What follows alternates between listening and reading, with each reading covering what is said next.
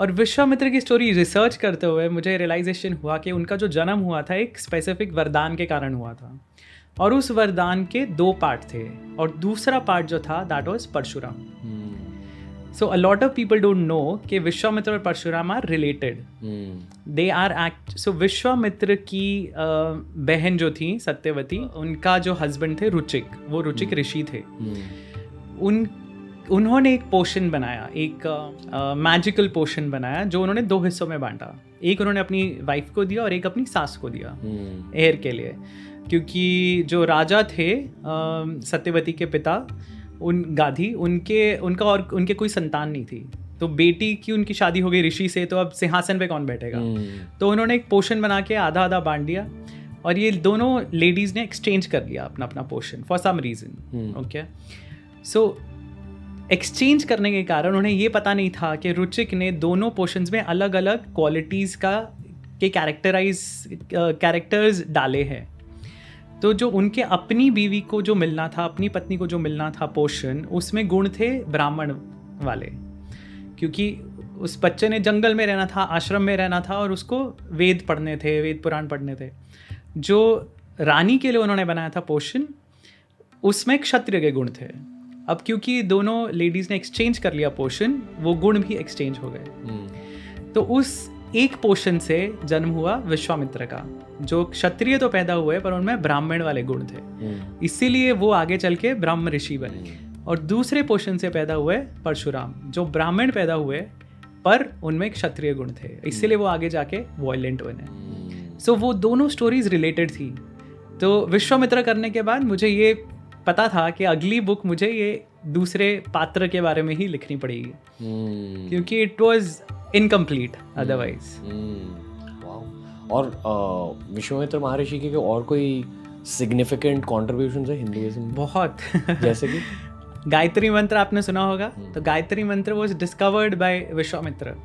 So I think हमने English podcast में हम बात कर रहे थे, तो मैंने आपको कहा था कि जो वेद हैं, वेदों की जो ऋचाएँ हैं, ये लिखी नहीं है किसी ने।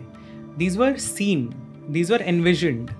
तो ये मंत्र दृष्टा इसीलिए उनको बोलते हैं जो ऋषि हैं, कि उन्होंने ये देखे मंत्र, विजन में उनके आए, उन्होंने जब मेडिटेशन में थे, और फिर उन्होंने वो मेमोराइज किए और पास ऑन किए। वेद लिखे तो बहुत बाद में गए, बट ये जो मंत्र जब वो लिख रहे थे, देख रहे थे, मंत्र की जो ऋचाएँ देख रहे थे, तो उनमें से काफ़ी मंत्र ऐसे हैं जो कि पूरी दुनिया में फेमस हैं, जैसे कि गायत्री मंत्र।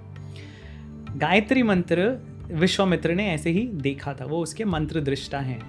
और गायत्री मंत्र हर सेक्ट जो है हिंदुइज्म का वो इस्तेमाल करता है, चाहे वो आर्य समाज वाले हों, चाहे वो मतलब सनातन धर्म में विश्वास रखने वाले हों, या कोई भी सेक्ट अगर आप ले लो, तो most of the sects they follow the Gayatri mantra. So millions of people, millions of Hindus across the globe chant this mantra daily.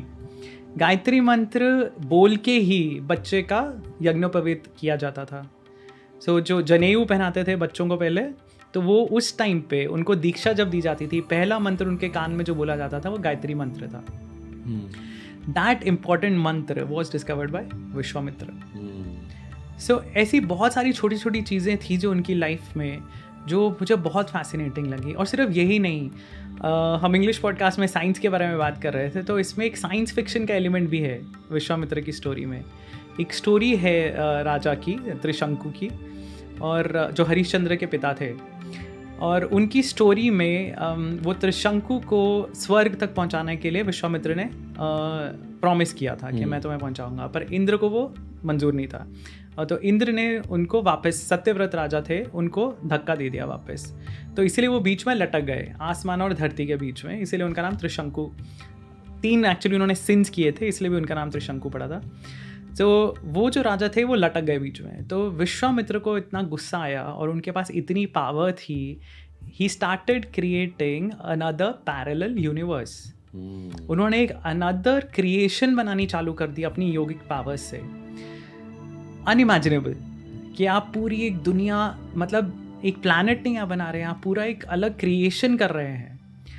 और ऐसी मान्यता है कि ये जो सदर्न हेमिस्फीयर है हमारा, उसमें एक कॉन्स्टेलेशन है क्रक्स, जो क्रॉस की तरह दिखाई देता है, एंड वो जो है वो विश्वामित्र की क्रिएशन है।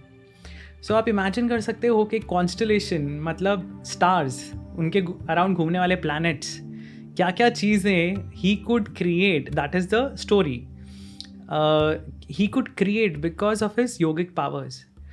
सो he was not any insignificant man, right. उनका रोल सिर्फ उतना ही नहीं था कि राम को सीता से मिला दिया और उनको वेपन्स दे दिए। उसके पहले he had achieved a lot of things.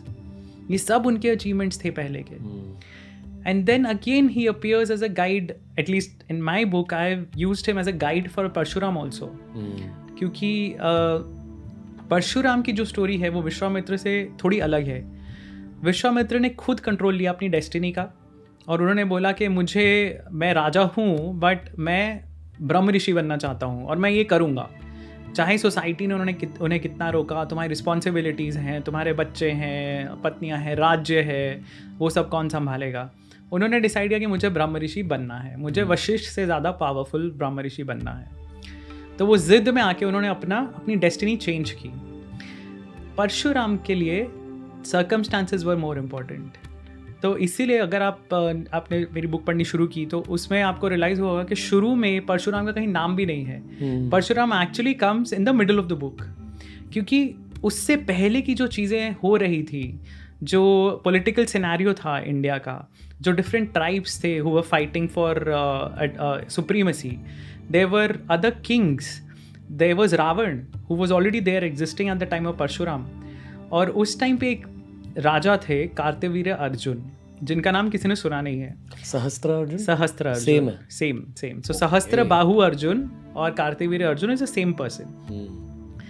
He is suppose to have had 1000 hands. उनको वो वरदान मिला था दत्तात्रेय से, और उनको माना जाता है कि वो पूरी दुनिया के राजा थे। सो उनका जो कैपिटल था that was in Mahishmati. So Baahubali जिन्होंने देखी होगी उन्होंने महिष्मति नाम याद होगा। That was a fictional city but there was an actual Mahishmati, जो अभी एमपी में महेश्वर है सिटी। सो महिष्मति से उनकी कैपिटल थी, और वहाँ से उन्होंने अपना राज्य बढ़ाना शुरू किया, और वो पूरी दुनिया के राजा बने, पूरी दुनिया के।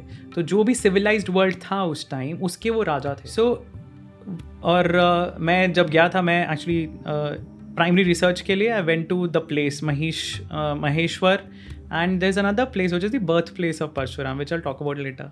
तो वो दोनों जगह पे जाके मैं एक्चुअली देख के आया क्या सिचुएशन थी, क्या था वहाँ। जो प्रीस्ट्स हैं उनसे बात की, और जो प्रीस्ट थे महेश्वर में, उन्होंने मेरे को वो जगह दिखाई जहाँ पे फाइनल लड़ाई हुई कार्तवीर्य अर्जुन और परशुराम की। There is a very small temple, it's called Rajrajeshwar temple, और वहाँ पे वो मानते हैं कि ये शिव जी में विलीन हो गए Kartavirya Arjun, because he did a lot of good work before turning corrupt. So अगर आप कंपेयर करें किसी और विलन से, जैसे रावण है, तो Ravan was out and out villain. शुरू से ही उसने हरकतें ऐसी की कि मतलब उसको मारना ज़रूरी हो गया। कार्तवीर्य अर्जुन ने बहुत अच्छी अच्छी चीज़ें की शुरू में, बट बाद में जाके वो करप्ट हो गए। वो शायद परशुराम स्टोरी के मेन विलन है। हाँ, तो वो परशुराम स्टोरी के मेन विलन है, और इसीलिए मेरी बुक का पहला half is more concentrated on Kartavirya Arjun and then Parashuram, because the situation that got created कि Kartavirya Arjun was ruling over the globe, and when he turn corrupt the same thing percolates down. मतलब top down approach जो होती है कि जैसा राजा है वैसी प्रजा, यथा राजा तथा प्रजा। तो जो वो करप्शन फैल चुका था रूलिंग क्लास में, उसको हटाने के लिए Parshuram had to do certain violent things, so which were a result of the circumstances around him, not his own volition.